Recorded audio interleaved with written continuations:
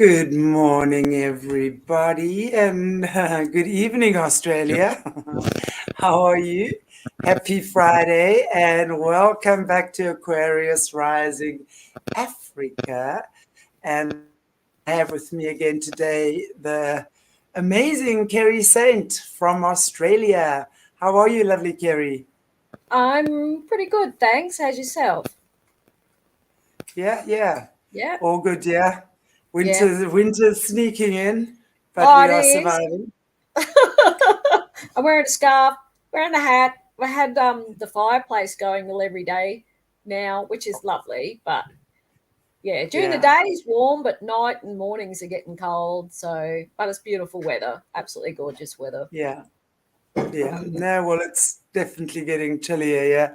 That's for sure, but it's okay. We shall persevere. So, how are things in Australia at this point in time? What's happening there? Oh, it depends on who you ask, I suppose. The world's evolving like everything else and changes every day and every quarter. So, it's gone a little bit quiet here in regard to adoption lobbying. The government's gone quiet. Yeah, it's gone a little bit strange at the moment, but I've started writing my book.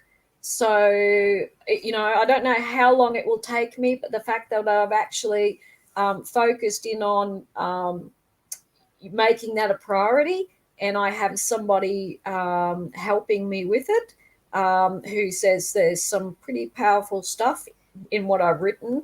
So let's see how long it takes me. But yeah, that's my little project at the moment, and it will cover my life as an abused adoptee, and it will also cover the lobbying in which I've done, and some very confronting aspects about the abuse. And it'll touch on basically not just in Australia but around the world as well. So that's my plan. And so I think the last time I was interviewed, I actually had some of the viewers contact me directly, and a particular lady who's living overseas contacted me, and a couple others, and I was, they gave me a little advice and encouragement on writing my book, and I just want to really thank them. And yes, it's happening. So let's look forward to the finished product when it happens. So yeah. I've got to say, I'm proud of us here on the Southern Hemisphere because, I mean, you with your book and what you're doing with with adoptions and the adoptees is amazing. Yesterday, I had Gloria Masters on from New Zealand, and Okay. she's also a uh, ex-trafficked victim. She was Mm. trafficked for 16 years, also into the hierarchy and stuff like that.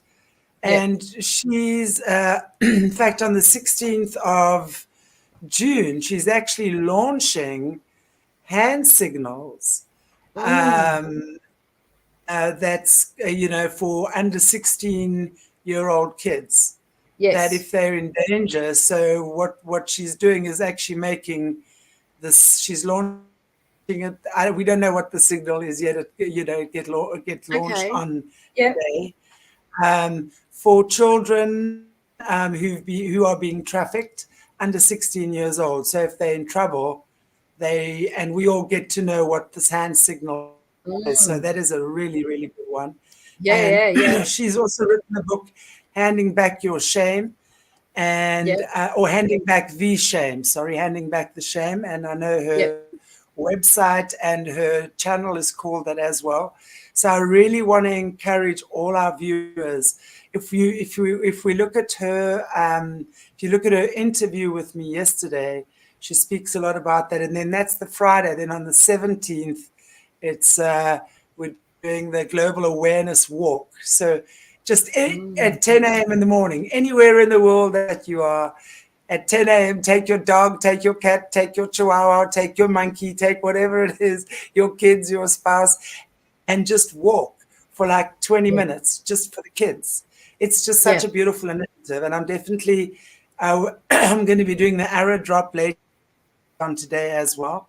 and I'm going to be talking more about it there. So please watch out for that as well. And I just think it's so amazing with us girls from the Southern Hemisphere. You doing what you're doing, Gloria's doing what she's doing in New Zealand as well. Really, really cool to know that through all of these traumas and tragedies that have occurred in your lives. Oh man, it's so beautiful to be talking to, because you guys are the true heroes of the world, truly. Yeah.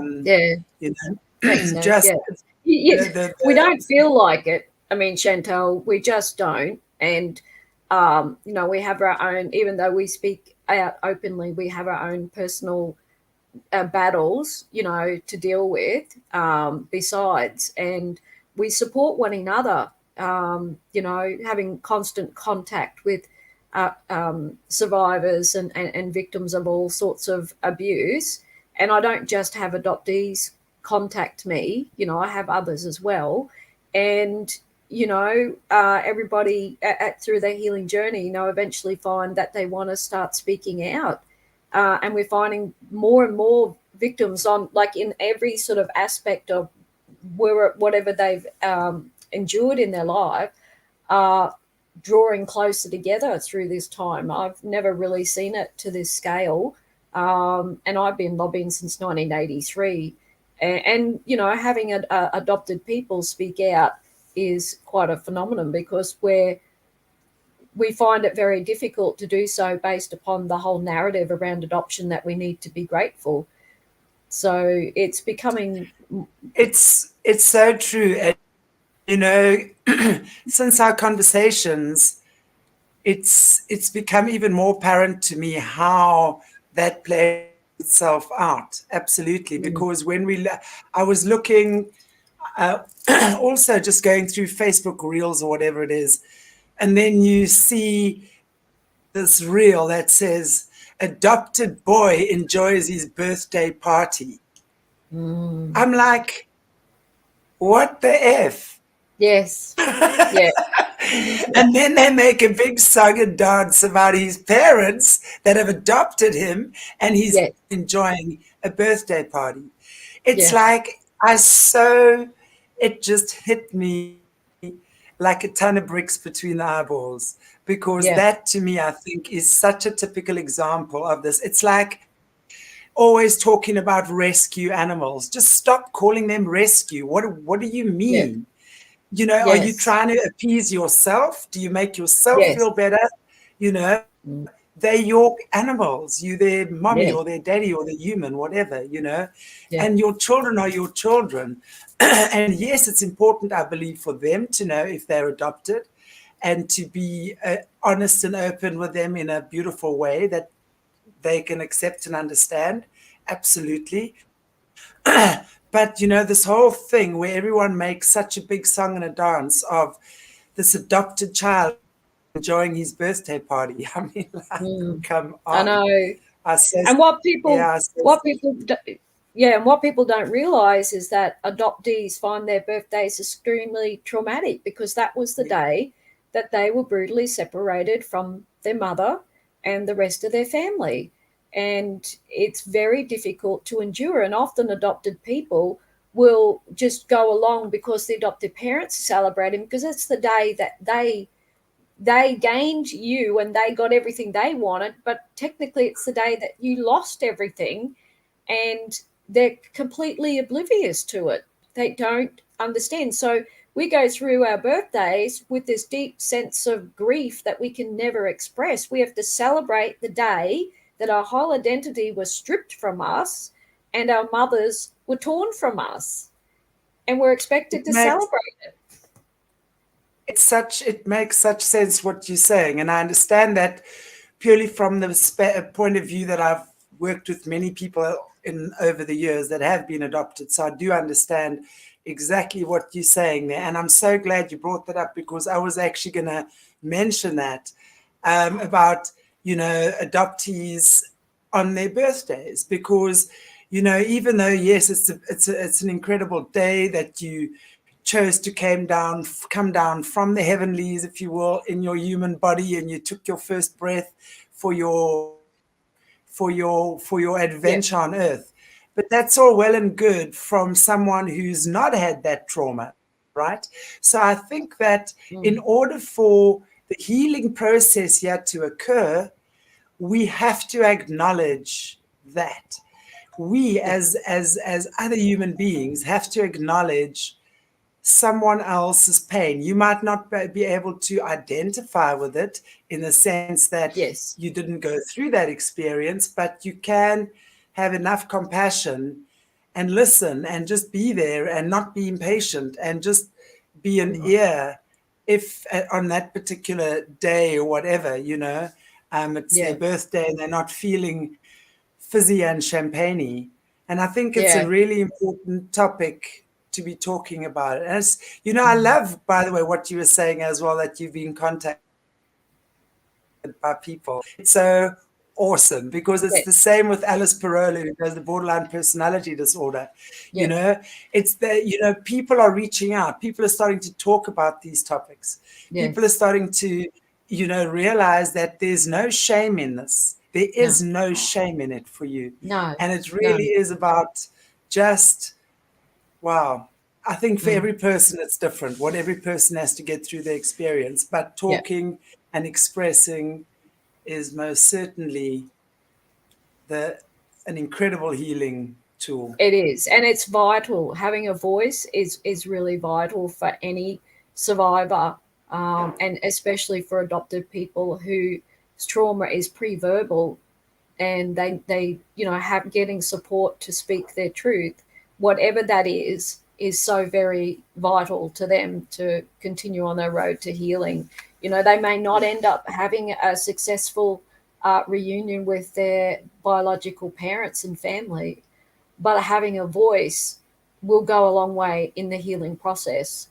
And it's expressing how that feels, and that's so important. And for us to create relationships with our partners and our children, and making those relationships the most positive ones that we can have is really vital to adopted people. So having a voice is important, and it's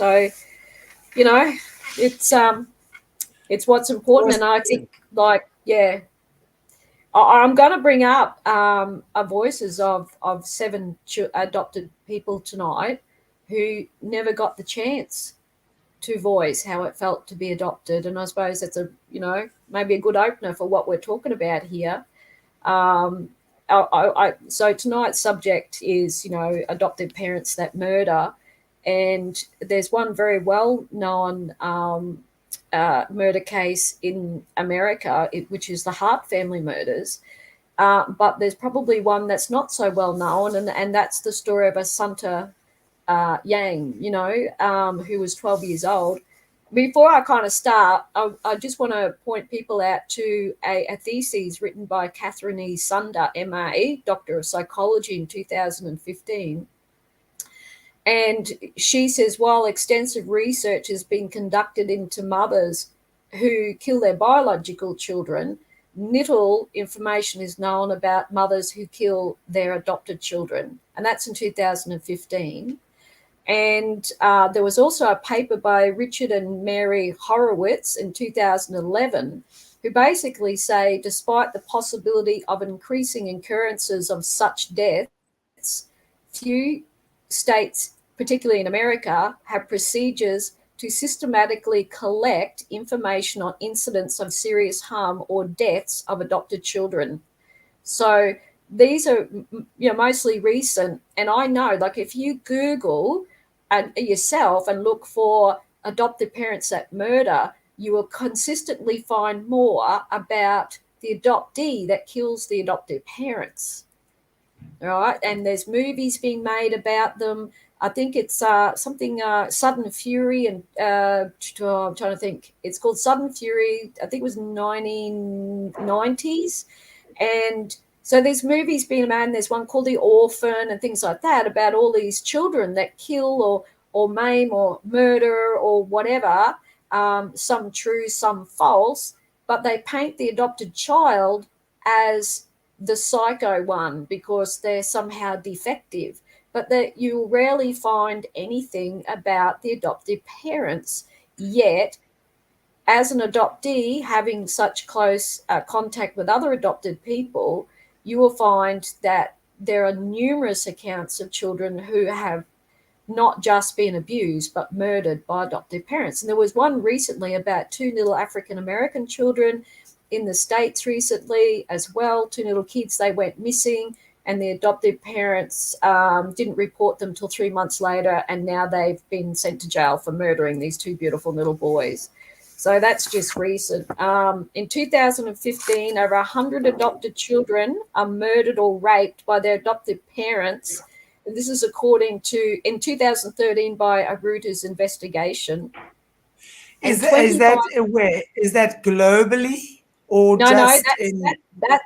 That's just in United States. How many? Just repeat that. How many kids? 100 adopted children were murdered or raped by their adoptive parents. That sounds, according to what we know, that sounds very low, though. I mean, 100 Correct. children is 100 children, and that's a lot. Yeah. But if we're looking at behind the scenes statistics, that does seem pretty low. But I mean, 100 that's kids in 1 year. In 1 year, what Okay. they know of, in 2013. Wow. There's 25,000 adopted children in America are resold every year. And that's a whole subject you want to get into later. I saw that. It is terrible. They have these kids like walking up and down a red carpet, modeling. Yes. And the adoptive parents are there, and then they get to give them back if it doesn't work out. Correct. And they I've seen them sold on Gumtree. These children, like Gumtree, like these kids are sold, and then they found out that some of the kids were going missing, never be seen and heard of again. 25,000 adopted children in America are sold every year. If you were not outraged by that, like, I don't know what will. Like, we have to do a show on that. In fact, can we do the next show on that if there's nothing else that we have in the pipeline? Because I actually saw that. I mean, there's a lot in the pipeline. Yeah, we can be sure about that. Because I actually saw that, and I remember speaking to Jessie about that. I could not believe what I was seeing. There's this, they like go to this, looks like a community hall with chairs around. And then these kids have got to walk up and down like a modeling fashion show. I'm sorry, but stockyard with cattle. Exactly. And these kids then are the potential adoptive parents are sitting there. And then this one little boy had been brought back. He was in his teens already, like 4 or 5 times. They brought him back because he didn't fit. It was horrific. We need to do something on that for sure. That is something that definitely needs some exposure. Yes, definitely. Yes. All right. So what I'll do, I'll go into the family Hart murders first. So we basically have 2 women, Jennifer and Sarah Hart, who were born in 1979 in Dakota, and both were basically the eldest of their family and were raised Lutheran. They began their same-sex relationship in university, and both were studying elementary education. And they married in 2009, when not all states had not yet recognized same-sex marriage. On Facebook, the women stated they first hid their relationship in South Dakota where they lived because they felt that they'd lost friends by, basically going public. So they kind of really hid the fact for a long, long time. And Jennifer worked while Sarah basically became a stay-home mum. Now, prior to adopting 6 children, they'd fostered a 15-year-old girl, and a week before their first 3 children were due to arrive, the Harts dropped the girl off at a local kindergarten location, basically around the corner from her therapist. They just dropped her off. So basically the therapist then had to inform this poor child that the Harts had basically sent her back. And there we go, rehoming. It was like, see you later. We've got no more purpose for you. So Wow. I know in September 2006 they adopted Hannah and Marcus, and in 2008 they adopted 3 more children: Sierra, Devont, and Jeremiah, which were all siblings. The Harts received funds from the state of Texas covering their 6 adopted children, which accounted for almost 50% of their income. So they really couldn't afford these kids. I mean, over in the States, they actually pay you to adopt, right? And they're paying you on a regular basis. Um, so they started doing this in Australia as well, down in New South Wales. And lo and behold, what happens? Children in care jumped from, I think it was at 16,000 kids in care to something like 28 in a 18-month period. Prior to the murders of all the children, Devont came into the national spotlight when he was famously photographed crying as he embraced a police officer during the 2014 protests in Portland, Oregon. The image became known as the hug felt around the world. And Jennifer used her Facebook page to project the wholesome family image of a loving, happy family. And these photos clearly now help to mask the many abuses and problems within this family. And we all know how Facebook can do that. You know, you post the photos. It was interesting. There was a comment that here's the children smiling, but the minute the photo is taken, they go back to being these little robots and shut down. So it was on cue. Somebody had actually noted that. In 2008, a teacher observed bruises on Hannah's left arm and told that she had been hit by Jennifer with a belt. And with months, all 6 children were pulled out of the public school system. So once one child was kind of picked up, the 2 women pull all the kids out. In 2010, Abigail said that she had owies on her back and stomach and said she felt threatened by her adopted parents. They had held her under a cold water shower and beaten her over a penny that she assumed she had stolen. When authorities became involved, all the children claimed they'd been spanked constantly and deprived of food. And Sarah took responsibility for the abuse and pleaded guilty to assault and was sentenced, get this, to community service for a year for what she did. So that's the adoptive mother gets community service for a year. 1 year later, Hannah reportedly told a school nurse that she'd not eaten all day, and again the children were taken out of the public school system and no investigation. In 2013, Oregon authorities were notified of abuse allegations in Minnesota. So basically Minnesota had reported, because they kept moving around. Investigations included interviews with family and other people, and 2 family friends stated the children were forced to raise their hands before speaking and were not allowed to wish each other happy birthday and were never allowed to laugh at the dinner table. Other reports were that they were poorly fed and looked small for their ages, and that the children were basically scared to death of Jennifer in particular, basically that they were trained like robots. However, the interviews of the children themselves revealed no new incidences of abuse, nor did it mention anything that had happened in Minnesota. When Jennifer herself was interviewed, she claimed that any family problems were the result of others not being tolerant of 2 lesbian women raising African American children. In the end, the investigation could not conclude whether the Harts were guilty of anything or whether there was an actual safety threat to the children. But then in 2017, after the Harts moved to Washington, Hannah jumps out the 2nd-story bedroom window at 1:30 a.m. and goes to the neighbours pleading for help. She says, please don't send me back. They're racist and they're being extremely abusive. However, soon afterward, the women, Jennifer and Sarah, find Hannah, take her back home. Jennifer attempts to explain to the neighbours the next day then Hannah was lying and that all the children occasionally act out because guess what? They're the product of drug addicts. So this is what a lot of adopted parents would do, is that any child that plays up with the adopted, it's never the adopted parent's fault. It's the fact that it's bad blood, or the parents were on drugs or alcohol, or the parents had schizophrenia or bipolar or this or that.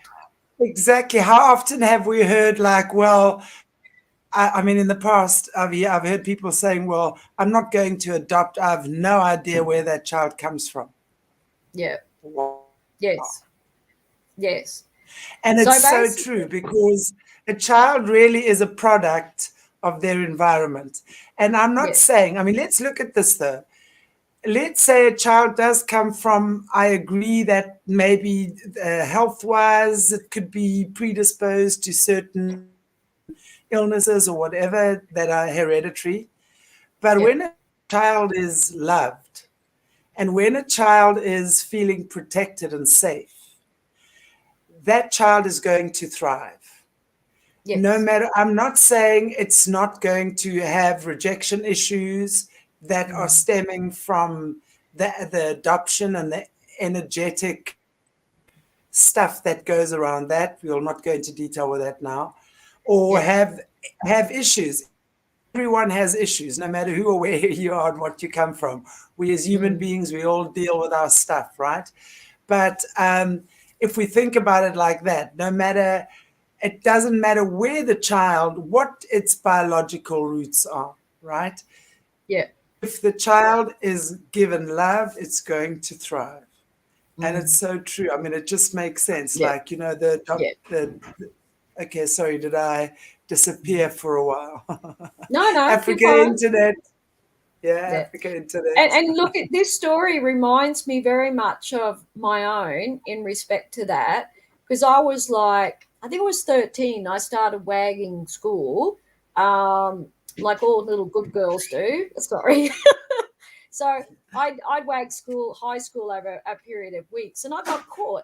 And I remember I had to appear at the headmaster's office, and once I got there, I saw both my adoptive parents in this office, and both the headmaster and headmistress standing at the desk. And I looked at my adoptive parents, and it was like, oh my goodness, like to look at them with this, you know, like, oh, we've not done anything wrong. This is this horrid adopted child. Or, you know, we've given her everything, and look what she's done. She's embarrassed us and dragged us into, you know, to be, you know, interviewed and questioned by the school authorities. And I remember the school authorities, you know, knowing that I was adopted, they came down on me like a ton of bricks. But what they didn't realize was that I was being horrifically abused and working in charcoal pits as an adopted child, and that the reasons why I was going AWOL from school, because I just couldn't cope, and I was getting lots of homework and I couldn't do it because I was forced to work in these charcoal pits.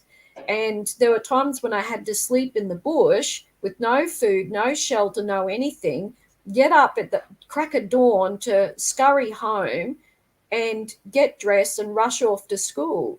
And, of course, I was supposed to present my schoolwork. And, of course, in that fleeting moment, I'm in the bus going to school. I decide I'm not going to go to school because I'm going to get in horrendous trouble by the teachers. So I'm just going to keep going into the city and miss school for the day. But nobody heard. Nobody asked me what was happening for me. I was just the ungrateful, horrid little adopted child that was abusing these poor adoptive parents. And I've been writing my book this week, and I actually wrote about the time that I was suffocated by my adoptive father. And there were 2 times that I thought I was just not going to survive it. Like, I could have easily been murdered. So I really identify with the story of these children. Can you share that with us? Which part? about Or being when you were suffocated. saying you were suffocated by your dad?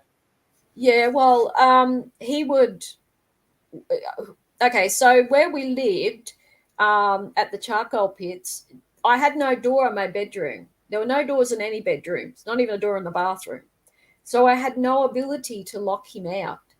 And he would come in before the sun came up and he would wake us up. But I didn't know what he was doing to my brothers. I just knew what he was doing to me.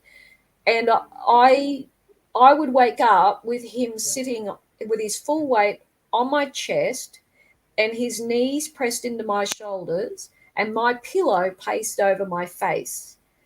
And he would hold it for a period of time and then allow me to breathe. And I would turn my head left and right as much as possible and cry out for him to get off, and I couldn't breathe. There was a couple of times that are very clear that I almost passed out because he held it for too long and I really thought he was going to kill me. I decided at that point What was the that I reason for that? Was hey, it just him? Was it just him what was the reason for that? Was it that was just his him being him? yeah, that was his way of saying, get up, I have control over you, you have to work in the pits and I can do to you whatever I wish and there's nothing you can do about it. And so then I would have to jump out the window. I would listen. I'd wake up very early in the morning, listen for any sound. And the minute I heard any, I would immediately jump out my window and I would wait and I would see him walk in, see my bed empty, and he would leave. And then I could go back in.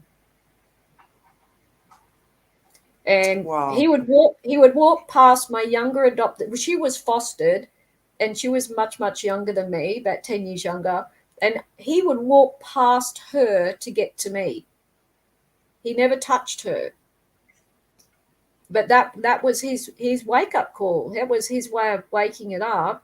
And, you know, like I was so young. I think it stopped when I was about 15, 16. But, you know, you imagine like a young girl, 12, 13, 14, 15, and probably even younger, thinking at any moment, whilst you're in your most vulnerable state, you're sound asleep, and this happens to you, and this is supposed to be your father, your protector. So, and he was a big man, like in the sense he was a very athletic, solid, muscly man because he worked very hard.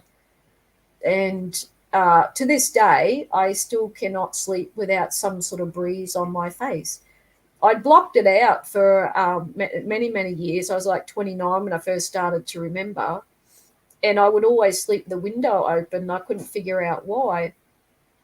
When I had this memory, I figured it out. And then I went to get some counselling and thought I'd dealt with it.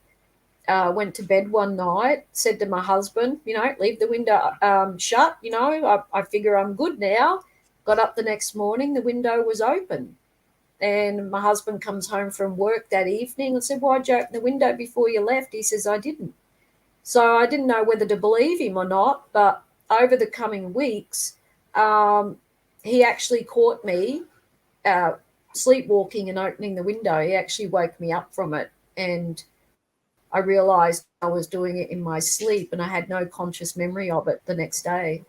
So I decided at that point I wasn't going to fight it. If I felt safe, it wasn't hurting anyone. It wasn't hurting my husband. It wasn't hurting myself. I just felt if I felt safe and got a good night's sleep, I would sleep with the window open. So, yeah, that's... Helped you to have fresh air anyway. Yes, wow. Yes. So... Wow, gosh. I mean, yeah. Kerri, that's insane. You know, it's so Yeah. hectic to imagine that. So just as a matter of interest, what about your adoptive sister? You say that she was quite a bit younger than you, but he never touched her. Was there no abuse to her? Was she not a Yes. little slave the way that you were? No, she didn't work in the charcoal pits. I was 10 and she was 2. And because she was fostered, I imagined that there was a bit more scrutiny over her. And so I don't think they took the risk. However, it wasn't until she was 17 when she came to live with me that I found that he did abuse her in other ways, stuff that I'd never witnessed, and the same things he'd done to myself. And I was extremely upset. Like, it just broke me, because I'd never had seen it, But I got married at 18. By that time, she was 8. And I was very rarely ever visiting the home. And I never saw anything, that occurred. But she had to come and stay with me because there was a lot of abuse happening and her life was falling apart. And then I sat her down one night and she just broke down and cried and told me that he was abusing her in particular ways. And I think I felt more angrier for her than I did for myself. So that was kind of when I then contacted the Department of Children's Services to inform on them and make sure that no other child ended up in the hands of my adoptive parents, because they had been talking about fostering other children, and I just made sure that never happened. So, yes, so all of us were abused. Yeah. So identify with this story of the children and the little windows of opportunities that they had, and where authorities let them down, where teachers. I went to school one day and didn't have my school sports uniform because my adopted mother had decided not to wash it, and it was compulsory to wear it on the Monday morning. We'd had the charcoal pits in the weekend. I'd run away with my oldest brother, had to do a break and enter to steal some food. We were locked out of the house and we had to sleep down in the pits, and it was starting to rain. We didn't want to sleep anywhere obvious where we'd get caught. So we had to sleep somewhere where they were less likely to find us. And that was underneath some roofing iron, a little bit of roofing iron, rusty roofing iron, a bit of tarpaulin beside the pits. And I went home the next morning very early to go to school, and I was supposed to have a sports uniform, and my adopted mother deliberately not washed it, so because she knew I would cop consequences once I got to school.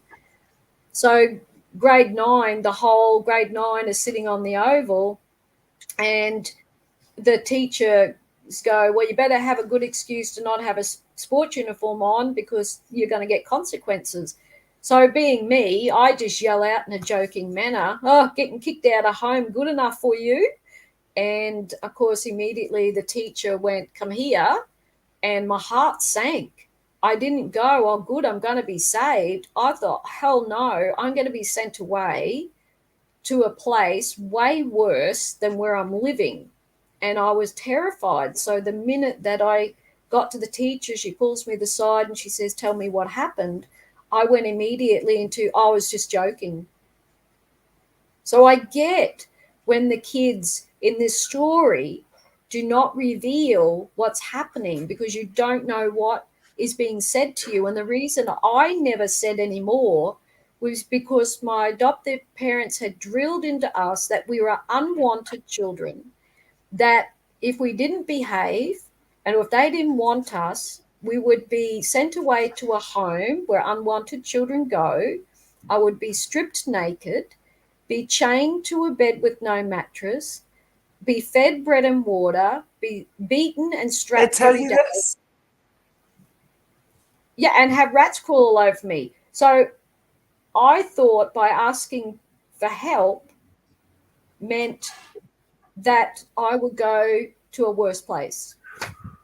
This is, it's exactly, we've been talking about exactly this type of conditioning a lot the last couple of weeks, just in different interviews and stuff like that.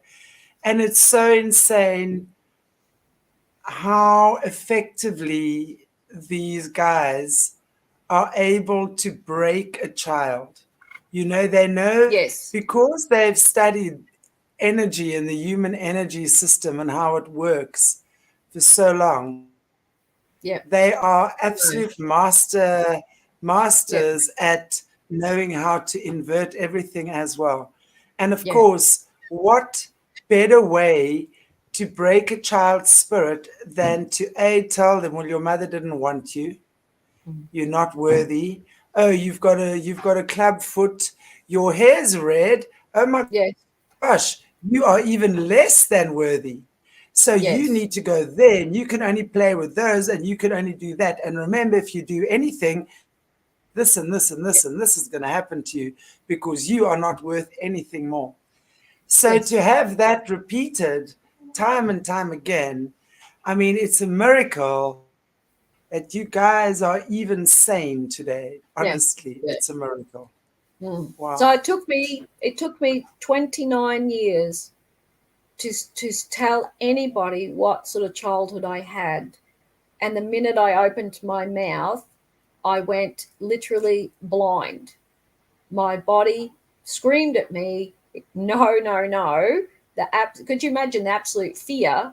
And I'm finally at 29 years of age trying to tell a counsellor what had happened, and I'm sitting there, and next minute I'm blind. And that happened probably about 3 times until I was able to spit it out without that happening. So that's how the body reacts to such secrets and trauma. So so basically, you wanted me to get back on to the Hart children, yes? I just want to ask you, sorry, my internet was just wobbly there. I'm at the end of load shedding, but I should get my lights on soon, which is possible that it's my internet because I have a charger for 2.5 hours. So sometimes when the internet starts going down, that's when I start my playing up a bit. So just so that you guys know. But please just explain that to me again, that you went blind, literally physically went blind, because no doubt they would have programmed you to believing something like that, because that is massive reaction, a massive reaction for your body to have, right? Yeah, correct. Yeah, and I when I look back now and I remember being told where I would be sent if I didn't comply, I 100% believed them. Like there's no doubt that I believed that would happen to me. So, this is why I managed to not only not tell other people what was happening to me, I wasn't telling myself. So I effectively shut myself down to much of the memories and the trauma. And it wasn't until I was 29 that I started having flashbacks of these abuses. I didn't have a clue. I mean, I knew I worked in the charcoal pits. I knew my adopted mother was difficult. I knew my father had a bit of an anger problem, but it was way worse than I ever imagined. And, it started at 29 and, I still haven't remembered everything. And I know this because of my spinal, like my fractured spine. But I cope quite well with, having these memories and just in everyday life. I mean, I could be having a discussion with somebody and it's just a word and I'm immediately brought back to a childhood memory. And, sometimes I might feel affected by it, but for the most part, I'm not. But the other person is totally unaware that I'm probably fighting some shrapnel from, just having an everyday discussion. Absolutely. And wow. Yeah.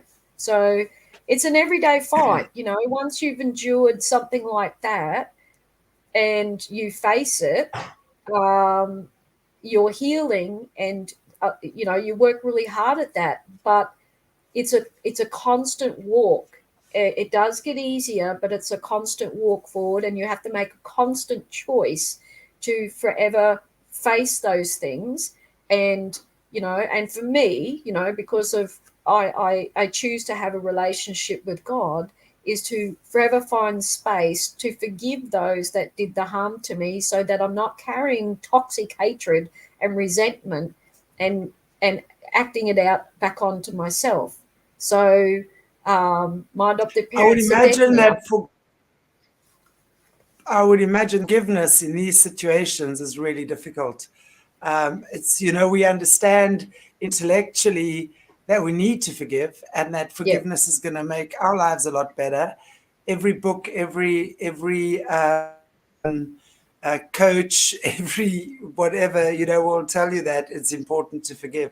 Yet yeah, when you've walked that path and you've experienced that, especially repeatedly and in such a cruel way, I would imagine that must be really difficult for people yeah. to actually forgive. It is. It is. And you have to come to a place where you're ready to do it, and nobody should force you to do it. And you've got to understand that the process is for yourself, not for the other person. Because if Yeah, you hang on to those negative um, thoughts, they just end up hurting you in ways, and they come out in sicknesses and illnesses and addictions and other bad relationships. So it's not about the other person, it's about yourself. And I know that forgiveness, a lot of people get very upset when this word forgiveness is brought up, but it's a gift you give yourself. It's not for the yeah, other person. Yeah. So indeed. yeah. All right. So we're back onto the Hart murders. I'm nearly at the end, of the Hart murders. So basically in 2018, so remember we had a henna, she jumps out the window, and it's not until 2018, a whole nother year, the same neighbours met Devont, who constantly begs them for food and crying for them not to tell Jennifer about his requests. He would later tell them that his adoptive mother withheld food as punishment, and that he was sometimes abused. So the neighbours finally report the Harts to the police and the Department of Social Services, and the caseworkers twice tried to reach the Harts in 3 days before the murders, and once on the day of the murders. So on March 26, 2018, Jennifer and Sarah Hart murdered all 6 of their children, as the family car, with all of them inside, were driven off a 100-foot cliff in California. The bodies of 5 children were recovered from in or around the vehicle, which had landed upside down. The body of Devont has not yet been found. A Superior Court judge ruled that he was in the vehicle at the time of the crash. The expert analysis states that the vehicle was intentionally driven off the edge of the cliff from a standing stop accelerating position of a throttle of 100%. It was ruled a murder-suicide.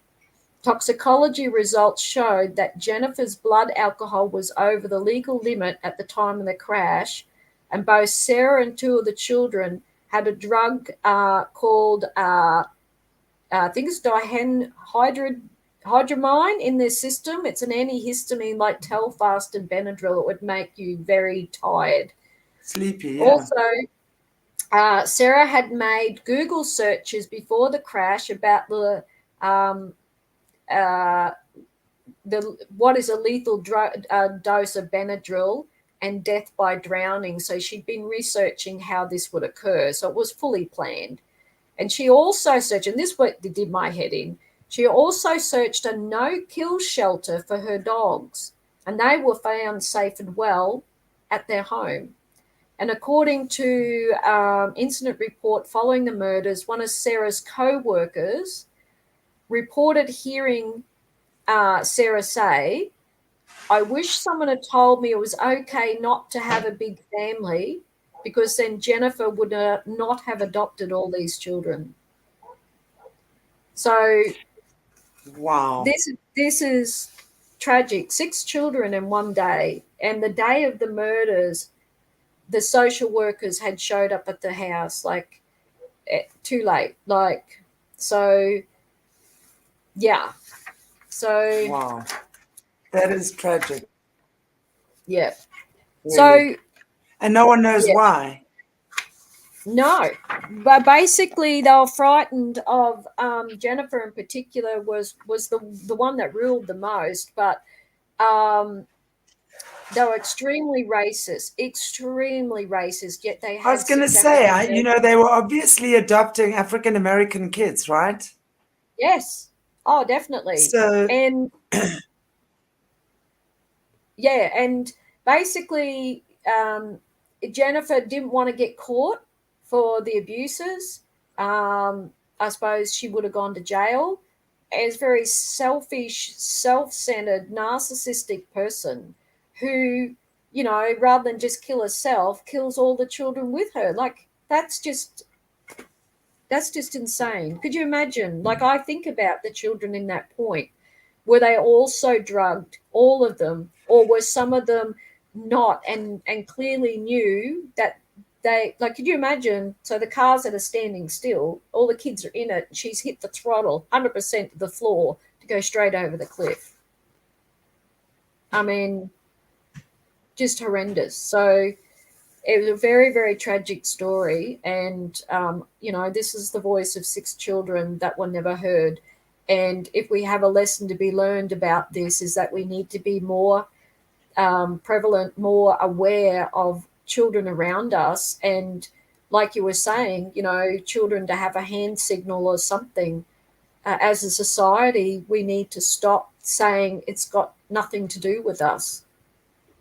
We have to get involved. We have to make an effort to be involved with the lives around us. Yeah. I wish somebody had done that for me. So heaps of bystanders saw what was happening. But the problem is because people see us as adopted children, somehow we're less than deserving of intervention and support. And adopted parents could be very good at deflecting and going, it's the child, it's their DNA, it's their drug addicted mother. I know my adopted mother painted a horrible picture of our biological mothers, so she could have easily have done the same. So wow. Yeah, so I want to share this story about a young girl called Asunta Yang.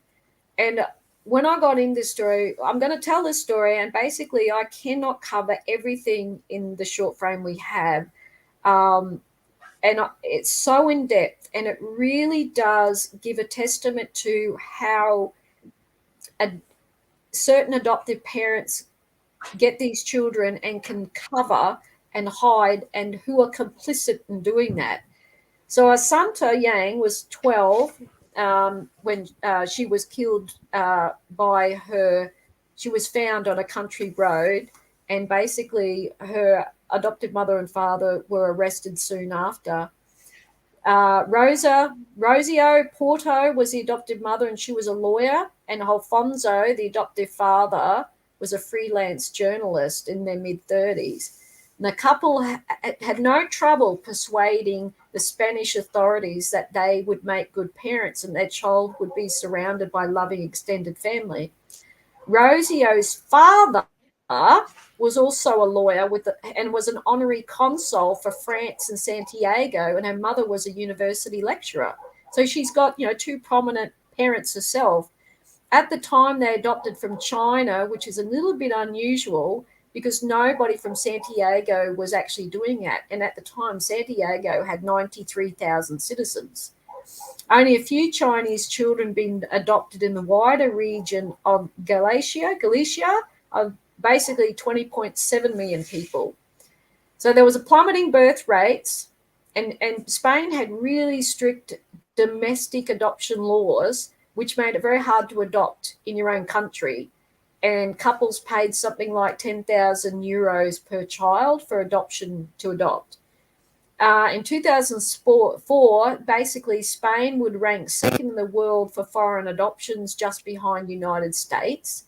And the following year, the adoption of Chinese children peaked at 2,750, and 90% of them were girls due to the one-child policy.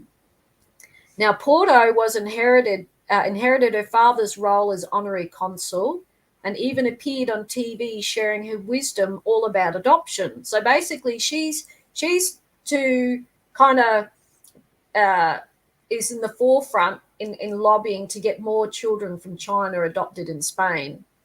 So psychologists reports painted a positive picture of the couple, and they were considered aristocracy.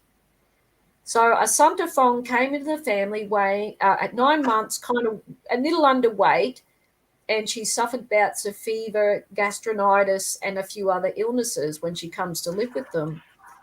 So over time, it becomes apparent that Asunta was special, and at school she was so bright she actually skipped a year, and both her adopted parents kind of pushed her and fretted her about her abilities. She had numerous private classes such as English, French, Chinese, German. She already spoke Spanish and Galician, which is a Portuguese-tinged tongue. Their private lessons in ballet, violin, and piano, which Asunta, the adopted child, often demanded herself. So in 2009, the adoptive mother spends 2 days in a private psychiatric hospital, stating she's suicidal and could not compete with her own mother. She was noted as being irritable with her daughter, who Porter said was a bother, and after 2 days she discharges herself. Within a couple of years, this is really odd, Porter's parents die 7 months apart, and both were found dead in their beds. And in this time, they stay at a beach house not far from the family home and leave Asunta at home, right, for over an 18-month period. And they only see her for about 6 weeks in that 18-month period. So they leave her at home with, somebody probably to cook and clean and stuff, but she's only like 12. So in 2013, suddenly the parents divorced. That's Porto and her husband. And Porto had taken on a lover. She stated she was tired of living with an underachieving house husband, and her husband moves to an apartment around the corner. So his name, they call him Alfonso, but also Bastira, and he hated her lover and resented him, and he grew kind of really despondent because she was the one with all the money. And Bastira was quite angry that he'd lost his standing financially. But in 2013, Porto suffers a nervous breakdown with acute psychological symptoms like Bell's palsy, and Bastira rushes to her aid, and a week later, he's basically back nursing her, but still living in this kind of unit round the corner. And Asunta kind of thinks, well, maybe they're going to get back together, right? She's a child from adoption, so, you're fearful your parents are going to break up. Any kid is, but from adoption, it's just a whole new level. Then, tragically, one night, a man called Alfredo Balso, well known to police, who was an assiduous visitor to brothels and bars and had a habit of driving around drunk, was going around a back road, and him as his friend come across a body of Asunta on the side of the road. She's laying in a bed of pine needles, dressed in mud-stained grey sweatpants, barefoot, and her crutch is wet and stained, and a small amount of blood is around her mouth and nose. Now, the police knew immediately who the victim was, as both Rosio Porto and her now ex-husband, Bastira, had reported her missing at 10:17 that night. They told police that Asunta had been left Asunta had been left at her mother's place doing homework at 7 p.m. and the mother had gone off and come back at 9:30 and found Asunta gone, right? And then she says she contacted her husband to let him know. So they go off to the police station, and basically then they're told that her body's been found, and the Portio breaks out into a really strange story and says that somebody had broken into the house days before. She'd heard Asunta scream and seen this man leaning over Asunta. And when she came into the room, this burglar then rushed out of the room and hit Portio on the cheek. And she'd clearly had a bruise on her cheek. So the police thought, well, they kind of didn't believe her, but they knew something had happened. But they just thought it was really weird that she'd said it. And then the father, the adoptive father, is heard muttering, oh, she must be dead. I hope she wasn't raped. Right?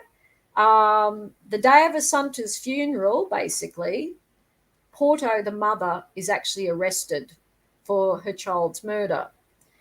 So what police had done, no matter they kept changing their stories, the police had found a footage of Porto driving her car with Asunta in it at the time that she said Asunta was actually at the house doing her homework. Porto changed the story again when she was confronted with this and the video evidence, and twine was actually found at the scene, was found at the home of the child's home. And Porto, the mother, had tried to hide it when the police had entered. The day after her arrest, her ex-husband was also arrested, and evidence showed he had an accomplice. Asunta's blood urine revealed highly toxic levels of lorazepam. It's an active ingredient in pills in which Porter took for her anxiety, and it's believed that Asunta had been drugged and smothered. One of Asunta's teachers, and the police sort of, doing their investigations, found out that 3 months earlier, Asunta was in a class and she couldn't read a sheet music and she was stumbling. And Asunta basically tells them that her adopted parents were giving her a white powder and she didn't know what it was. Shortly after that, Porto actually rings the school to say that Asunta can't make it to school because she's had a reaction to medication. So police had gained enough evidence and theorised by observing both Porto and Bastira in secret recordings that he had often been the dominant partner, not Porto, and it was likely that he was the main instigator. And police said they are the two most selfish people they'd ever met. She's a spoilt child, and he thinks he's superior to the rest of the world. Prosecutors insisted that the pair spent months devising the cold-blooded murder to eliminate their own daughter. And during the trial, it revealed that Bastira had obtained 175 pills and other drugs over a 10-week period, legally and illegally, and had lied to his doctor to obtain these pills. So they were grinding these pills up and constantly giving them to their adopted daughter. Asunta had somehow was made to swallow at least 27 pills on the day she died, 9 times the powerful dose for an adult. So this poor child was basically drugged and discarded on the side of a dirt track.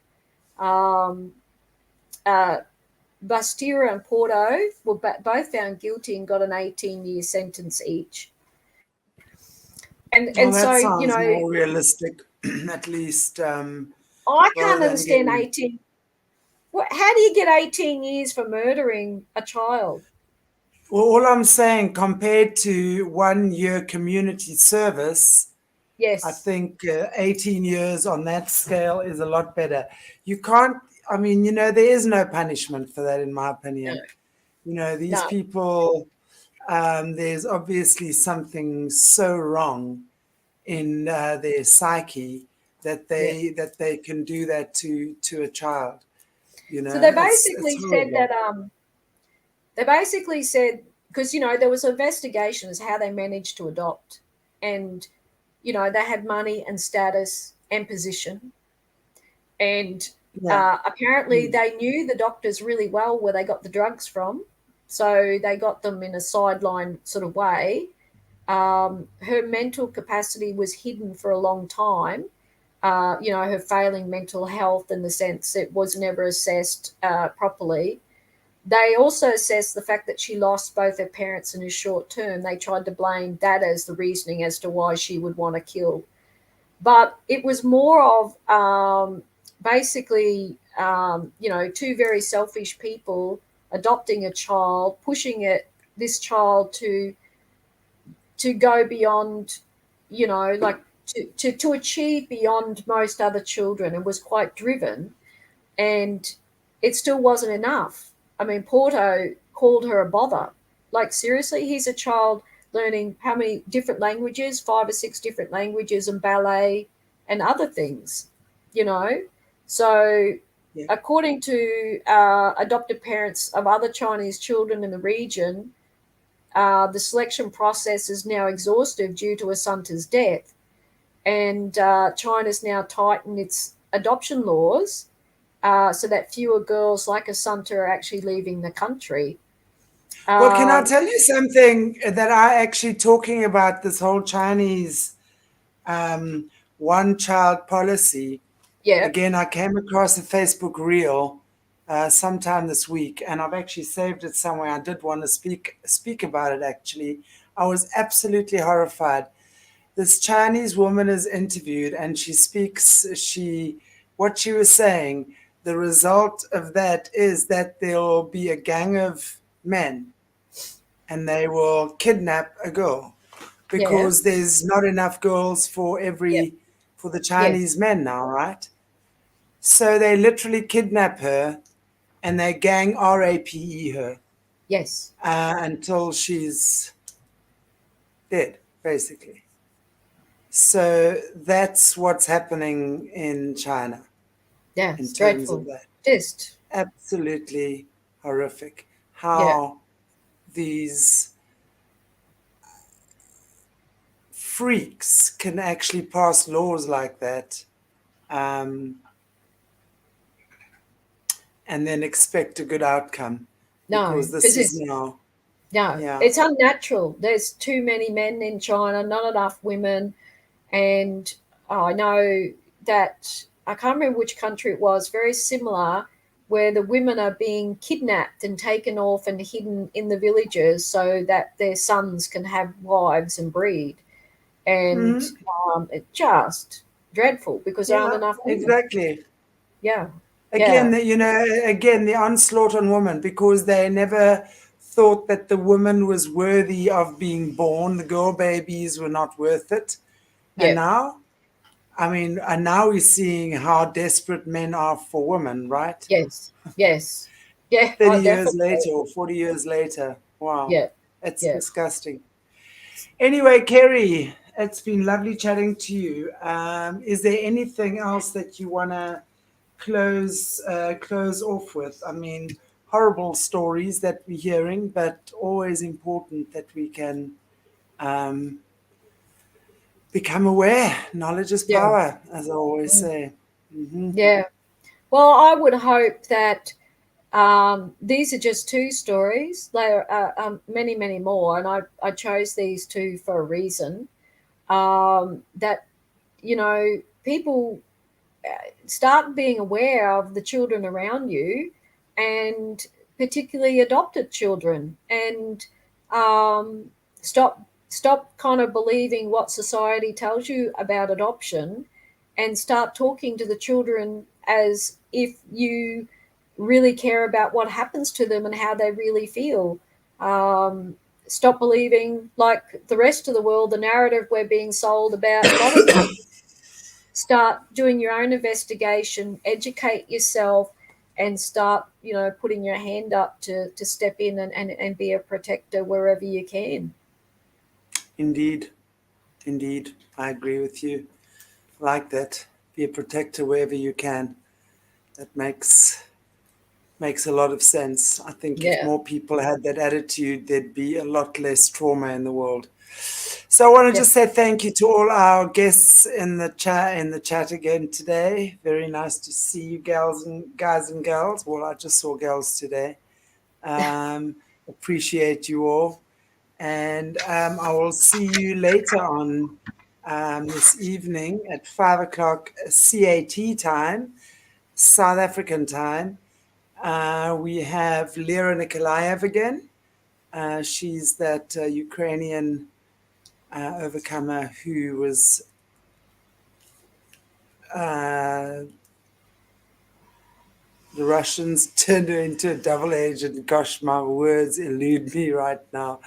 And yeah, so she's on again, and I'm also will be doing an arrow drop a little bit later. So look forward to seeing you guys then.